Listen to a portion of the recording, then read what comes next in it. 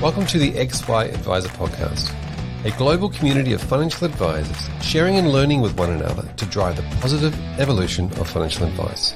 To get involved, go to xyadvisor.com or simply download the XY Advisor app.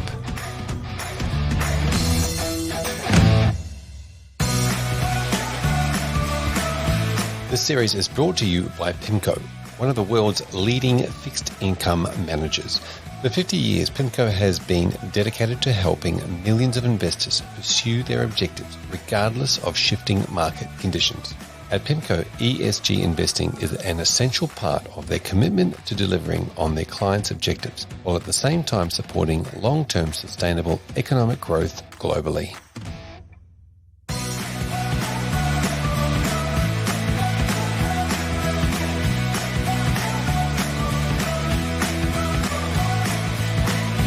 Hello and welcome to this episode 2 of a 5-part series on ESG investing.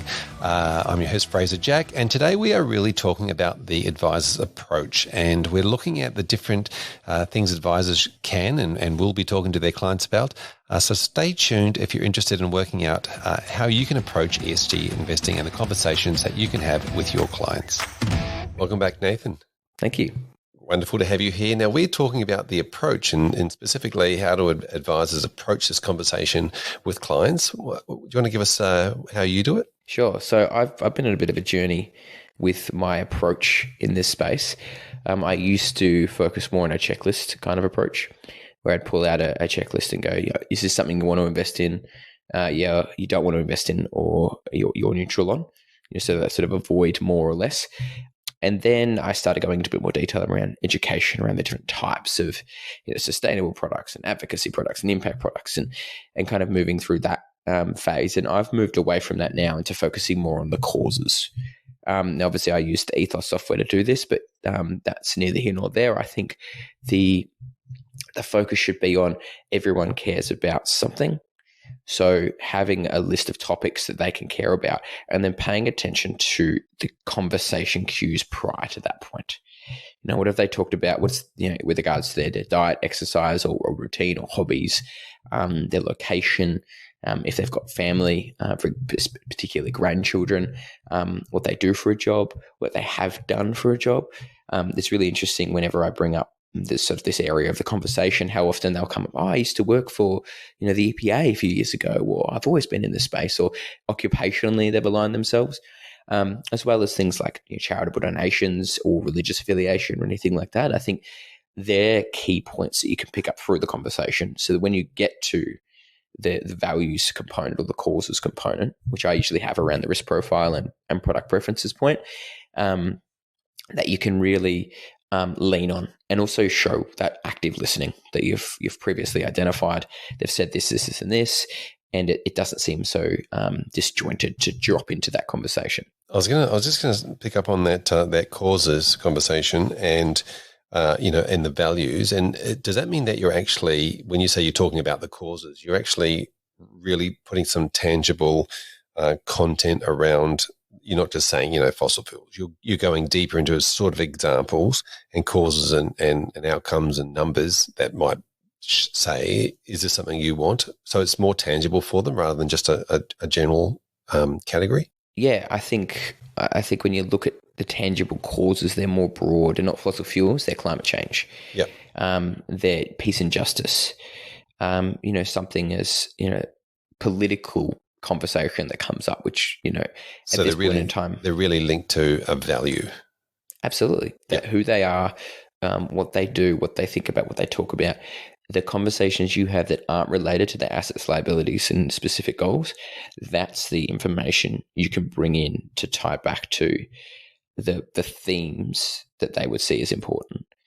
And so that sort of links you into the initial areas. And then from that point, you've earned the right to start talking about broader themes. And I think there's two parts to that. There's, did you know you could do this? And also, this is a good thematic from an investment perspective. Things like water, food, waste, healthcare, technology. These are all, generally speaking, responsible and sustainable themes, but are also over the next 30 years going to be good places to your thematics to put your money in. So that adds to that. And they're also highly diversified. So you start to get a broader conversation around asset classes and diversification, and it all ties in together. So I think it's the active listening piece. It's identifying, who they are and what they do. And then that gives you the license to dive into some of those other areas. And then you go back to the checklist. You can go back to the box approach, but you've done it in a much more holistic manner instead of simply just yes, no's, yes, no's. Yep. Now you mentioned this forms part of your risk profiling and preferences questionnaire. How long, from a practical point of view, are you spending on this with a new client? Well, I have generally speaking, I'd have an entire meeting in some instances, or half a meeting on these areas. I think risk profiling is not a questionnaire. I think it's an entire conversation. The booklet that your licensee provides to you is the ability to talk through those questions. But what they say outside of their answers is more important than which box they check. So, my process will be a goals meeting, which gives me some insights, and then a strategy meeting. And then sometimes in that meeting, we'll talk product and risk assessment. Sometimes we'll have an entire another meeting to walk through those things before we go to statement of advice. I just think it's such an important part that we rush through as a compliance checkbox issue. And it's, if you look at the AFCA complaints, it's the number one issue advisors face is inappropriate risk profiling, and a signature on a booklet that you've hit, yes, no, 5 out of 10, or you are this investor, isn't going to save you from that. It's a comprehensive conversation that says this is what's important to them, this is their timeframe goals, this is their values, this is their preferences, and I've given them the options A, B, C, and D, and they've self-selected that, knowing full well that they understood the options there, with therefore informed consent. There's nothing, no one could beat that in a if it's properly recorded, of course. Yeah, this feels to me like you're really allowing the clients to take ownership of those decisions that are made in that meeting. That's most of my process. So I don't subscribe to the fill out this fact find, I'll see you in 4 weeks, go do this. Every client of mine goes through these are the available options, these are the pros and cons of each. I still guide them. I think this is a better one from what you've said here, and here, but they need to understand, to the barbecue conversation, they can defend themselves if their uncle says, "Oh, you should get a self-managed super fund, do it this way because I said that." Well, yeah, we thought about that, but we went through that as a process and we didn't do it for these reasons. So yeah, it becomes the informed consent is really what I'm trying to achieve with that process of guidance, because we're advisor. We advise them, they decide. So I think it's a softer word than we tell them. We should be listeners, not tellers. Yeah, so your guidance essentially then guides them to solutions to say there are several solutions here that might still meet your needs. You can exercise a preference, or I can make a recommendation. Is that what you're saying? Yeah. So, because sometimes they go, I'm not sure, it's a bit overwhelming decision, or you'll tell the ones that are more self-directed and the ones that need a bit more, give me some better guidance. You don't want to overwhelm them with choices, but I think there's price, performance, and ethics tends to be sort of 3 main points when I'm looking at a product. And I could go from an industry fund, I could go an index approach, an industry fund, the industry fund, their ethical option, my dark green portfolio, and somewhere in between. So I'll generally put up 3 options and say, this is the cheapest way we could go. If we could get these costs down as much as possible, fee was the biggest issue. This is it here. This is the most expensive way, and it's got huge amounts of impact and an enormous ethos score and and great alignment. And this is 1 or 2 options in between, or we can find something in between. What's more or less important to you? And these are the performance figures as well, which are always, I think we've got used to not including them because historical performance, can't be replicated. But I think it is an important thing to bring up. It's a client-centric question. They always ask the performance. And, a 7-year performance is indicative of something. It may not be future performance, but it's definitely capability and competence. So I think within that realm, those 3 things, clients can make pretty informed decisions, or at least give you, through the way they looked at it, through the faces they pull, through their responses, that's it's not necessarily what they say, it's how they say it starts to give you the insight into, okay, this is the way we should go. And there's been times where I've talked them through and they've sat there and gone, not really sure. And I said, well, based off, the way you looked at that and the question she just asked me, would it be fair to say that you're somewhere between here and here and you're looking for something of this level, but has cheaper fees? And they go, yeah, that's right. Great. I know where we're at. It's not about going, here are the choices, choose your flavor. It's using the options as the guidelines or the of which to find the path between, I think is probably the better way. Yep. I think the performance question because I believe the question is mostly in somebody's head, whether they ask it or not, inside a client's head. So just demonstrating that past performance. I guess you're looking at past performance, but you're comparing. As you said, your price sensitive indexes all the way through to your ethical portfolios, and you're comparing those based on the past. And it just shows some credibility, I guess. Not for everything's based off the past, isn't it? The ethical scores based off the past, the fees are based off the past, and the government's own comparison software compares performance and fees. It is a very relevant option that needs to be considered. It's just not the only thing, and you can't trade only on it. And I think that's where we went too far one way, generally speaking, where we just avoid talking about performance, which is silly. Nathan, thanks so much for coming on and talking about your approach with your clients. We look forward to catching you very, very soon. See you then. Welcome back, Karen. Lovely to be here. Thank you for inviting me back. Now, we're talking about the advisor's approach and the conversations that advisors have with their clients. Tell us about some of the conversations that you're having with your clients and how you're introducing these topics. It's a great question. I think you're going to come across clients that have a varying degree of expertise, I suppose, in ESG issues, depending on the clients that you're looking after.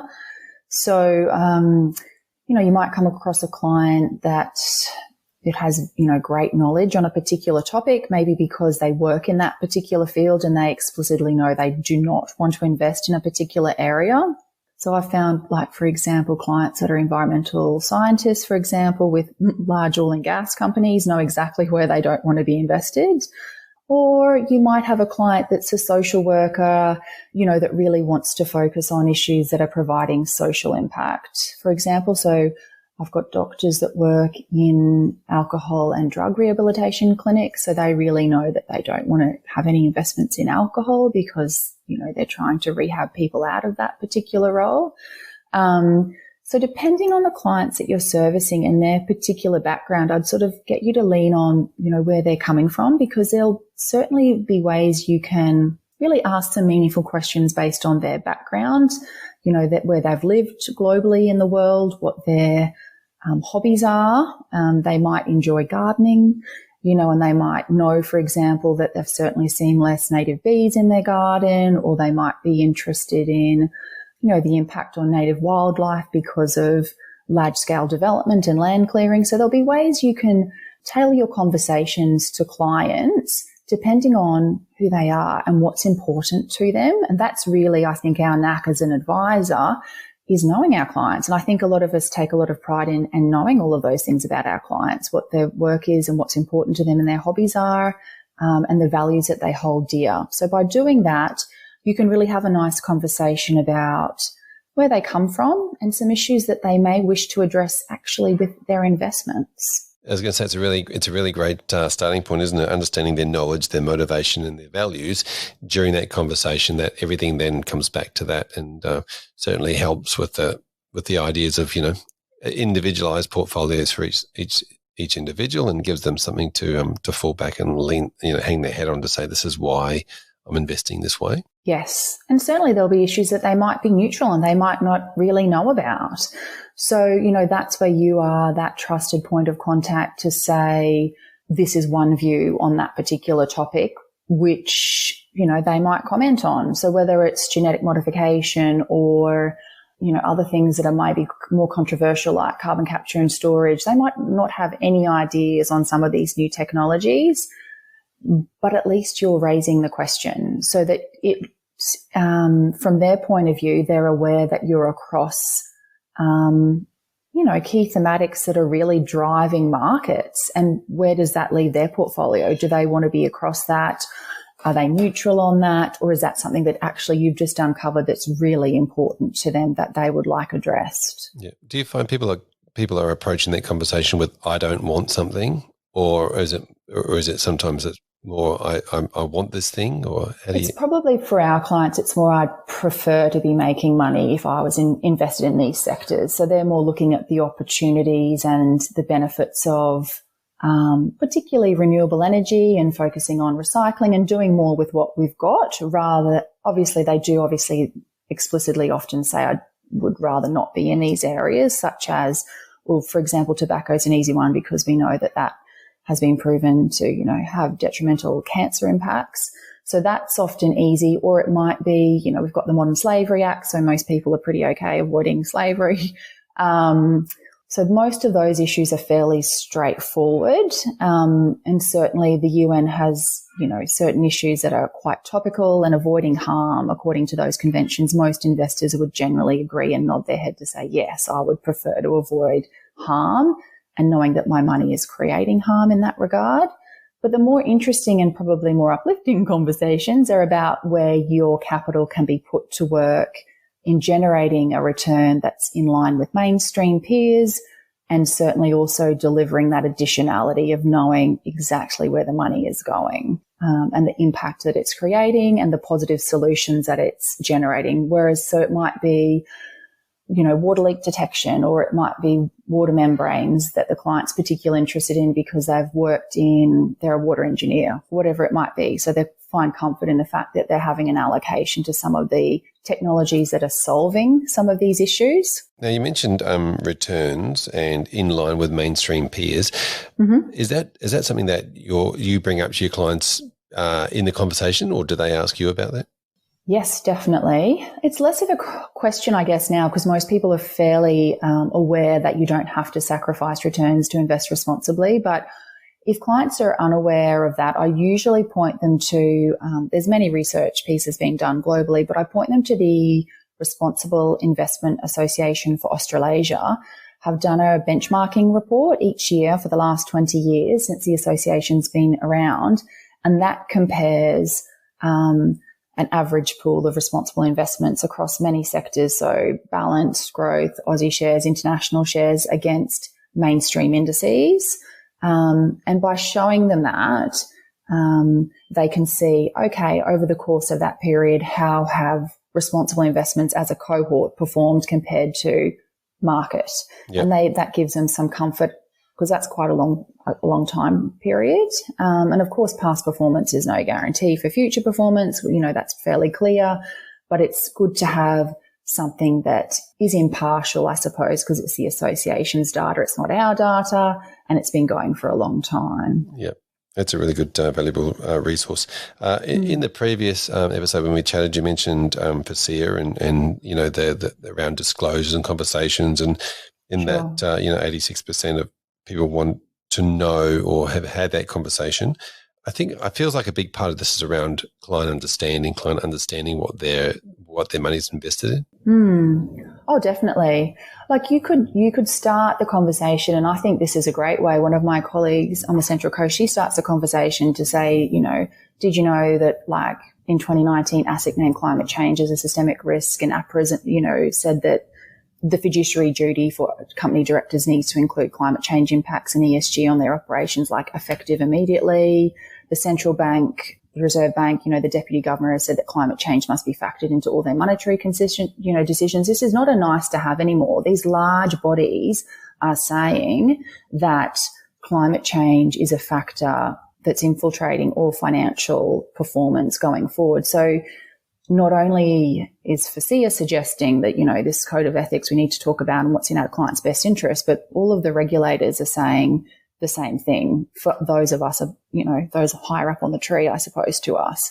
So it is, it's important that you ask some questions so that you know where your client stands. Yep. And just on this, the advisor approach, do you have any practical tools that you use with your clients? Yeah, for sure. I mean, we obviously have a client questionnaire that, specifically outlines many different ethical topics, and we could probably add more every year. The responsible investment also has, one that's on their website. I'm pretty sure you're like in a toolkit that you can download fairly easily. Just contact them. And mostly what you're trying to extract from your client in that first questionnaire is, say the topic is mining, for example, or tobacco or whatever it might be. You want to get some sort of response from them, whether it's like, are they neutral on that position? Would they prefer to include it, prefer to avoid it, or wish to have a further discussion about the topic because they might not understand the question? So that's a really good starting point. And what I usually do as well is I usually have another open-ended question that says, is there anything in particular that you'd like to focus on in terms of thematics? And that, or avoid, for example. So that gives clients a really good opportunity to say, I'd really prefer not to own X, or I'd really prefer to support businesses that are involved in Y. And once you know that, you can then start asking them why and what's their background and what are they expecting? What kind of investments do they want? So it's not just equities. It could be sometimes you're able to deliver some of these solutions through, I would say, like direct property is also becoming quite a popular way to deliver some of the social benefits that clients are seeking. So the specialist disability accommodation that's being built for the NDIS recipients, clients are interested in supporting that. Clients might be interested in aged care or healthcare as a solution because they've got elderly parents, or they might have a particular desire to support, maybe they've bought an electric vehicle and they really want to support battery technology or whatever it might be. That will give them a chance to provide an answer that's not a yes or a no. They can explain why those things are important to them. Yeah, wonderful. Thank you for that. Yeah, so getting your tools straight, exclude, avoid, or neutral, and then a prioritization process that allows the client to understand it.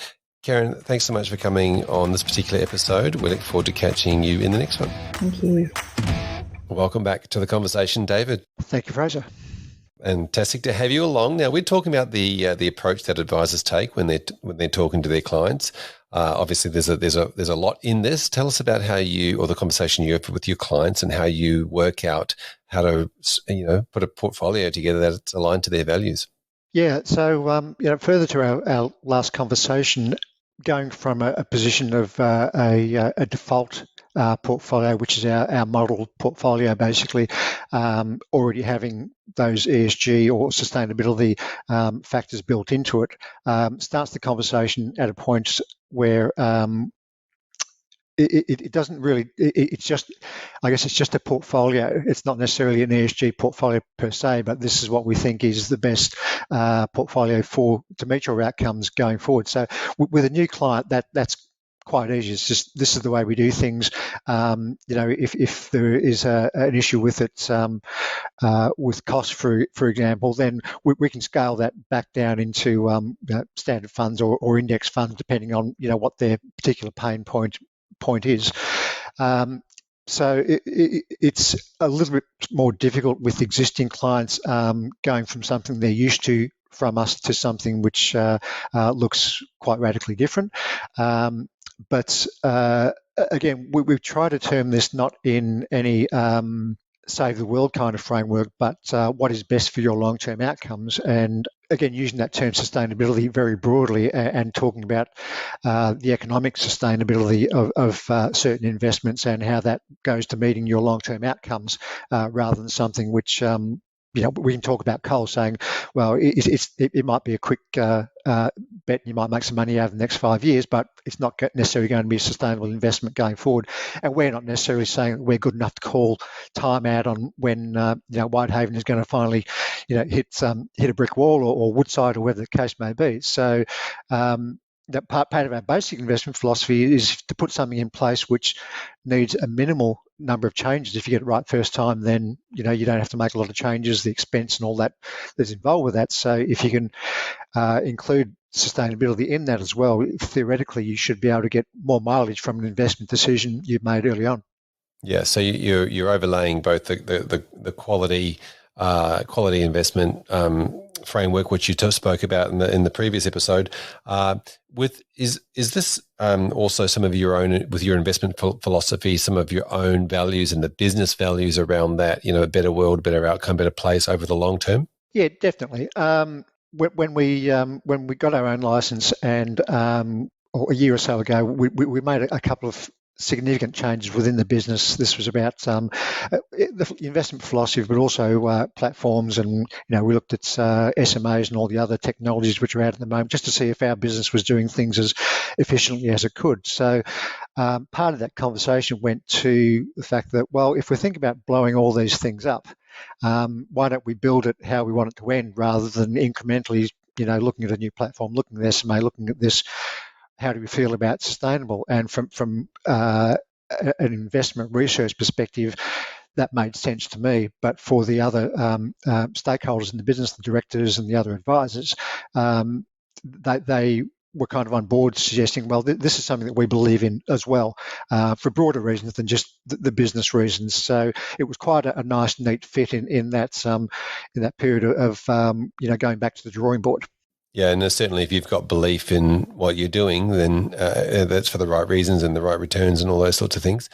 Yeah, look, I don't think any of us, well, certainly not myself, but any of us would say we're super salesmen. What we sell is advice, not necessarily products. So from our perspective, if we don't believe in it, we can't sell it, and we probably shouldn't be selling it if you take the FASI code and that sort of stuff at its word. So this kind of makes it easier to say, well, this is how I'm invested. This is what we believe in, and it'll take a fairly good argument to convince us otherwise. Yep.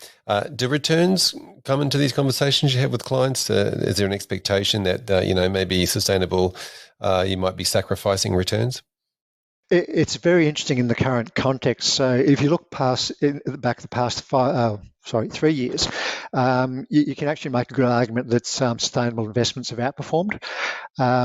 So what we do, again, going back to the old chestnut of managing expectations, is basically hose that down.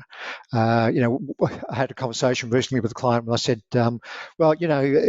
these sustainable funds did really well during the downturn last year, but if you look at it broadly, if your fund held oil stocks and oil went to zero last year at a period, you would have underperformed, and by definition, a lot of ethical funds did not. So they outperformed for reasons which are unintended, relevant but unintended. So that repeating itself is unlikely. So we try to hose down that short-term expectations conversation.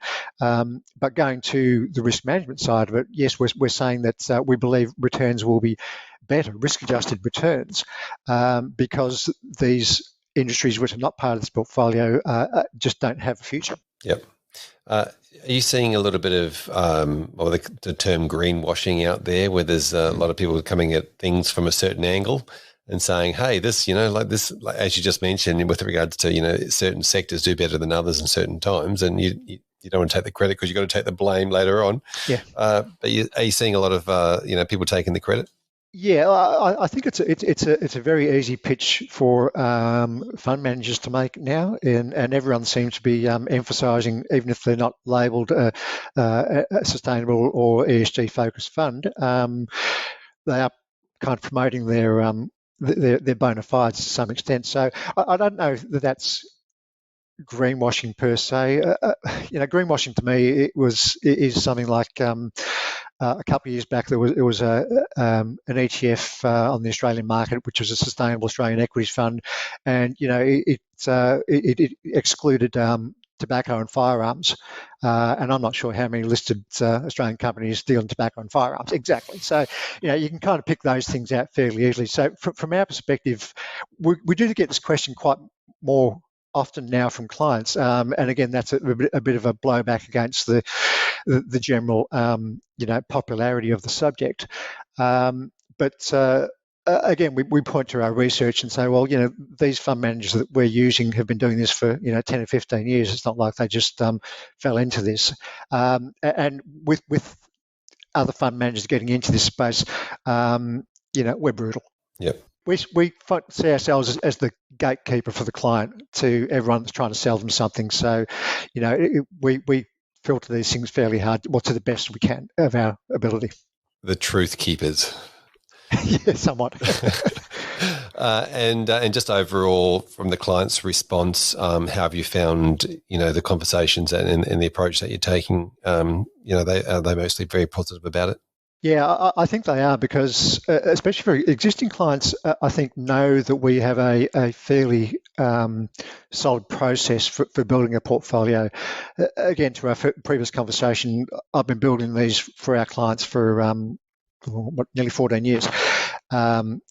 Or not these portfolios, but broader portfolios, and they've gotten comfortable with that. So for the most part, they have faith that we're looking after their best interest and see this as being in their best interest. So they tend to be on board. Wonderful. Thank you, David, so much for coming on this episode. We look forward to catching you in the next one, where we really tackle the idea around impact and social change. Thank you. Welcome back, Claudia and Michelle. Hey, Fraser. Thank you for being part of this particular episode. We are talking about the advisor's approach and all the conversations that advisors have with their clients, not specifically, but particularly in that sort of discovery phase and that entry conversations. Michelle, what are the conversations, and how do you have this conversation with your clients? Well, as part of the initial meeting and the fact find, we have an ethical profile. So apart from doing everything else that you do in regular financial planning, like your risk profile and your needs analysis and getting your objectives sorted out, part of the reason people come to see us is because they want to make sure that their money is invested in a way that's aligned with their particular values and what matters to them. So we have that conversation initially, and then sometimes, like, the investment managers might change the way they're investing. And Claudia, who's our analyst, she tells us, all right, such and such a manager or such and such a company is doing this now. And then we might have to have that conversation with the client saying, well, we've found this out now. Do you still want to be invested in this manager or in this company? Yeah, wonderful. And talk us through that questioning technique. You sort of mentioned it in the last episode when we talked about towards and away from types of motivation. Tell us about the types of questioning you're using during that profiling. So we have a list of different things that clients might wish to support with their money. So they might want to support the environment or positive social outcomes, that sort of thing. Or they might want to avoid pollution, obviously, or weapons manufacturing, or what other things. Would you say the clients also generally come to us knowing there is a certain area they don't want to support already? So that sparks the whole conversation, doesn't it? Yeah, that's right. And then we might have to sometimes make sure that there might be a client that comes who's very keen on in renewable energy or something, but we can't make their portfolio all renewable energy. So we have to sort of say, look, that's great, but you need to have a portfolio that's going to make money and is not extremely risky. And yeah, Claudia comes up with those. Don't put all your eggs in one technology. Yeah, that's right. So it's diversification, but so we have all the regular conversations, but there's an added level with the values and making sure your portfolio is aligned with those things. And we try to make that work. We try and be as transparent as possible. So Claudia's job is intense. It's really good fun. It's a very positive thing. You walk into an investment and you say, okay, what does this do? You put on a really neutral lens, and you absorb, and not just filtering out negative, but you're also trying to absorb, where can this investment take you? Where does it stand in our children's life? Yeah, amazing. And it's interesting that you mentioned the idea that often it's an avoidance of something that is the primary motivator for somebody to walk in the door. And yet then you go through the prioritization process and the diversification process, and you're looking at supporting some, avoiding some, supporting others, and able to use that profiling to then work out your portfolio. It sounds incredible. And so with your new clients as they come in, how long is this process taking to get from sort of that process of I don't want this to through to an investment portfolio? Okay, well, that's part of the onboarding process where we need to prepare a statement of advice and make sure it's obviously in the best interests of the clients, and we meet all the regulations to provide comprehensive and appropriate advice for everybody.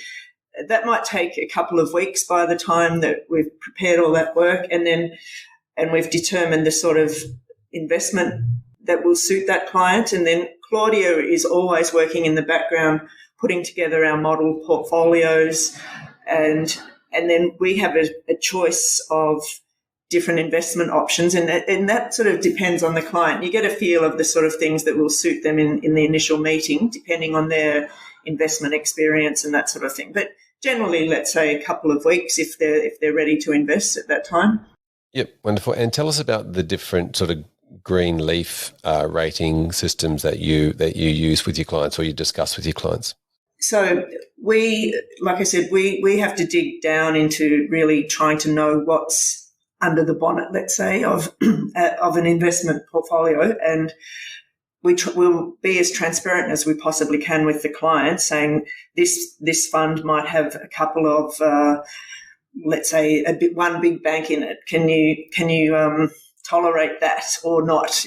Just as an example. And some people are fine. Okay, yeah, no, I can tolerate that, and others are like, no. Yeah. I think banks is quite a big target among our clients over here. And some clients will see banks there are different ways to look at banks. They are the biggest capital provider to funding the new economy potentially. And what do they do with it? So at the moment, the big four are known for their lending books to the fossil fuel industry. And every year that changes, that proportion to the total loan book changes. So is that going down? And if it's going down, would a client say, I think this could be a good company that would be in that advantageous position to move and transition and encourage that lending to the new economy. On the other hand, some clients might say, no, the very fact that they have exposure to that sector, we don't want anything to do with that. And we respect whichever way the client prefers, and we try to find a solution that fits them. Yeah, and I suppose that goes down to the sort of the deep, let's call it a deep green or a light green, and anywhere along that spectrum. So we have clients across the full spectrum of that, really. Yeah. Yeah, it certainly is a spectrum, isn't it? From deep to light, and it can change from company to company, from year to year. Yeah, even vaccination is a topic, isn't it? It certainly is. It certainly is. Now let's have a quick chat about the concept of clients maybe coming in or having a pre-belief in their minds that maybe ethical investing has had to sacrifice returns in the past to be in that space. Talk to us about what you say to your clients around returns. We say definitely we are not about sacrificing returns. We actually try and outperform as much as we possibly can. And we're in the business of finance and making you money. And even if you say, sometimes clients say to me, oh, look, I don't mind if the returns aren't as good. And I say, look, we will try and get you the best returns we can. And, the portfolio and the research and, all our history and our returns history indicates that over the long term, the portfolios are either at market level or slightly above. So, and obviously there's swings and roundabouts in different market cycles, and depending on what's trending upwards, obviously in a strong mining cycle, we won't perform as well.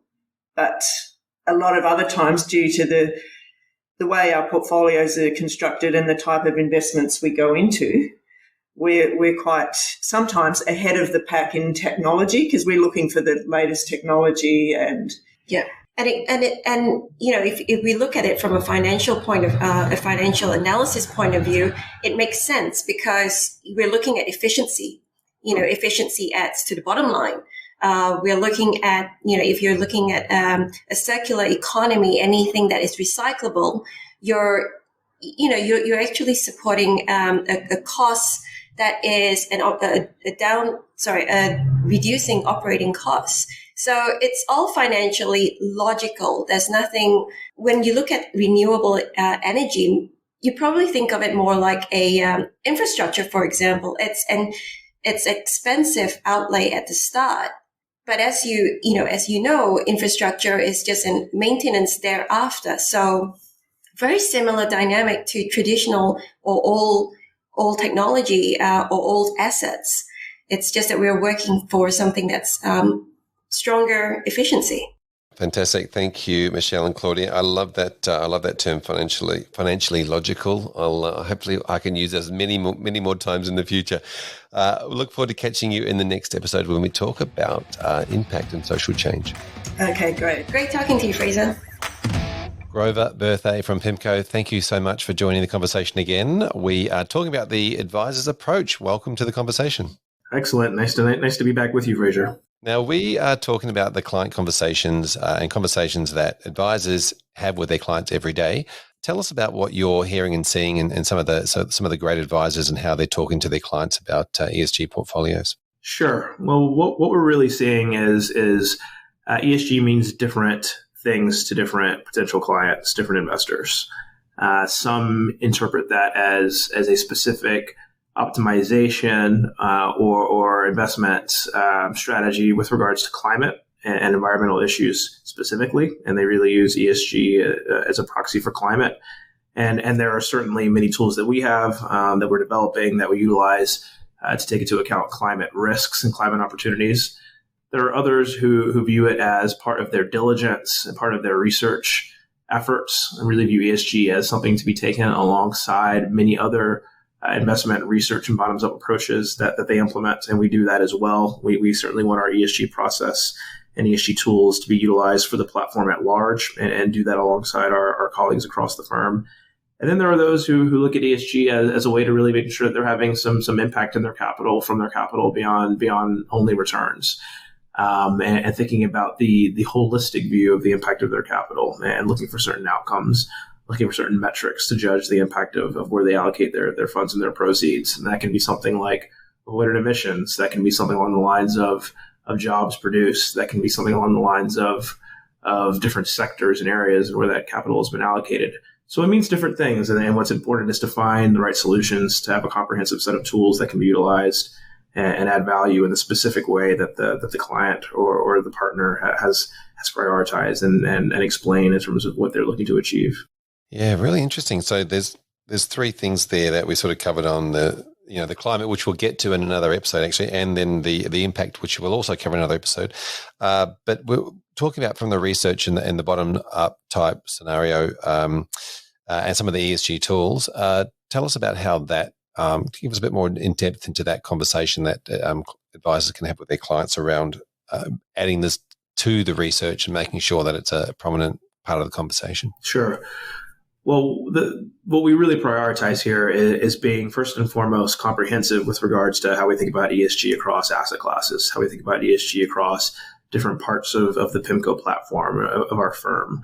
And we have approaches and frameworks and efforts in corporates. We have efforts in municipals. We have efforts in sovereigns, structured credit or securitized.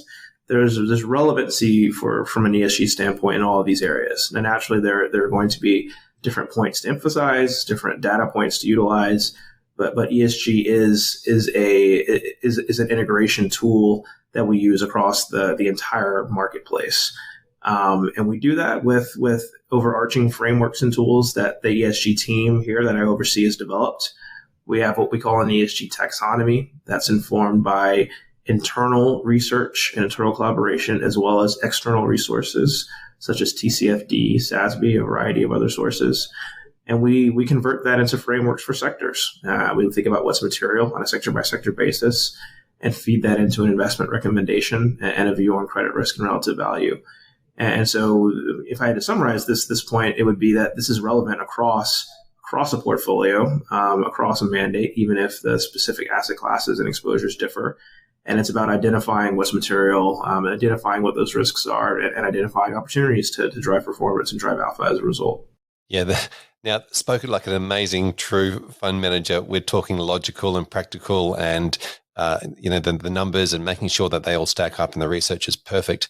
And which is a very important part with a lot of conversations with their clients. And then there's the emotional side of it, isn't there? There's the conversations around, which we'll probably get into later, around how do you want your funds to be invested, the feel good factor of by doing this, you're doing X, Y, Z, your bit for the globe. That's right, and sometimes, right, so a mandate or a strategy will differ, and oftentimes these are not mutually exclusive points. We have funds and vehicles here that are not ESG dedicated, that are not ESG driven on a primary basis, but are still going to utilize some of the information and research that my team produces, because it's fundamental to risk and return and thinking about value. And on the other side of the spectrum, we have funds that have very specific orientations focused on specific outcomes. For example, a climate bond fund concept and vehicle we have here, where it's really going to heavily emphasize some of the outputs and suggestions from a climate perspective, not even all environment, but really climate. And it's going to place significant emphasis on those topics. But the point is that depending on what an investor has in mind and what they want to prioritize, there is a way to strike a solution. And our goal here is to be as market leading as we can in terms of those capabilities. Yep. Now, one of the things an investor may say, not knowing the answer to this to their advisor, is the conversation around, are ESG returns lower? Do I have to sacrifice returns to have something that's impactful or better for the environment? What do you say to those investors, or what can an advisor say to those investors?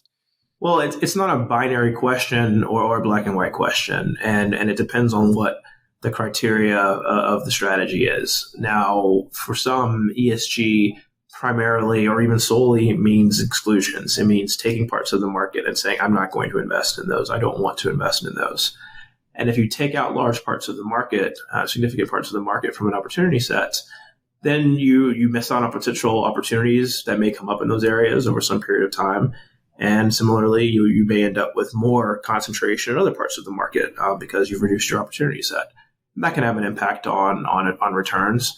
The other side of this is, as an active manager, such as PIMCO, right, we utilize these tools, again, as part of the overall investment recommendation. And so our goal is for this to enhance the investment process and to overall feed into our allocations on a sector basis, on a line-by-line basis. And some funds will have more or less use of the relative exclusions in accordance with that. So it very much depends on how a strategy is constructed.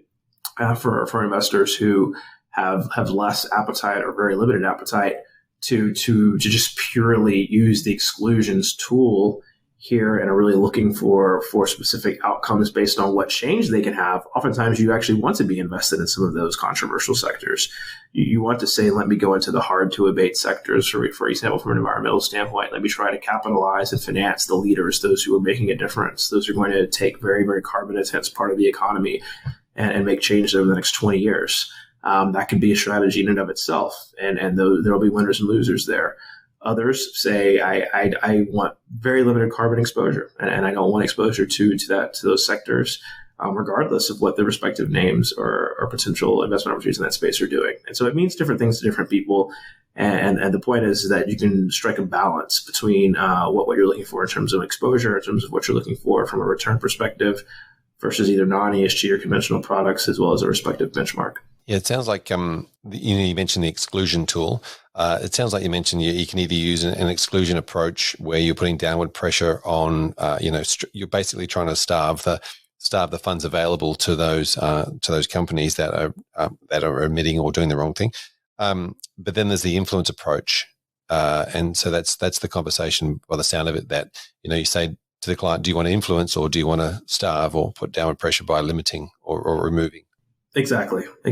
And we utilize both, right? We certainly have core exclusions for our ESG vehicles, but we also very much think that we want to be able to make a difference. And it's difficult to make a difference in some of these sectors, some of these areas of the economy, if you're not involved and if you're not exposed. And so ideally you have as many tools as possible when you're pursuing these types of strategies. Yeah. So as a fund manager, the seat at the table, as you mentioned, to be able to influence and make a difference, having a seat at the table is really important to do that, because if you're not at the table, you don't have a voice, I guess. As a fund manager, how important is that to you, and what sort of things are you doing in that space to then put pressure on or create that influence? It's critically important, and in particular for a fund manager of our size, with over $2 trillion globally. We really do have a duty to utilize our platform with regards to our ESG efforts to try to have an influence and to try to drive changes in areas where we believe there's a broad benefit for our investors, for our clients, for portfolios, and ultimately for society at large. And we do that through engagement efforts. Some of that bilaterally. That can be more private. That can be more utilizing relationships that the firm has had far before ESG was a popular phrase, where we've been a lender for several years or even longer, where we've known the management teams, and where we want to have candid conversations about what we believe are deficiencies or risks or opportunities for improvement in a business mix and in terms of capital allocation and other parts of the business model. But then we also are very active in certain collaborative efforts, bodies where as an active investor and market participant, we can contribute to the development of frameworks, areas like IIGCC, where we've been an active member for several years, where we can give the market guidance in terms of what we look for and what we utilize in our own tools, wanting to see things such as science-based targets, wanting to see alignment with the Paris Agreement, wanting to see actual interim reporting and disclosures on some of these efforts, particularly as more and more commitments are made, being able to judge success, and doing that through groups where there can be power in numbers with other like-minded and other sophisticated investors, but also in a way that within reason and in a constructive sense is public, so that the market can look at can also judge this progress, and hopefully that drives more activity, and it becomes a process where our engagement, there's multiples of return on our engagement, because it changes market standards more broadly. Yeah, fantastic. That really around that accountability and transparency of what's going on. And I guess that it sounds like that's probably the best approach to start with, that influence piece, hold people accountable, add transparency. And if they don't do anything, then look at the exclusion side. Exactly. Robert, thank you so much for being part of this particular episode. I look forward to chatting to you in the next one, where we start talking about impact and social change. Thank you very much. I look forward to continuing the conversation.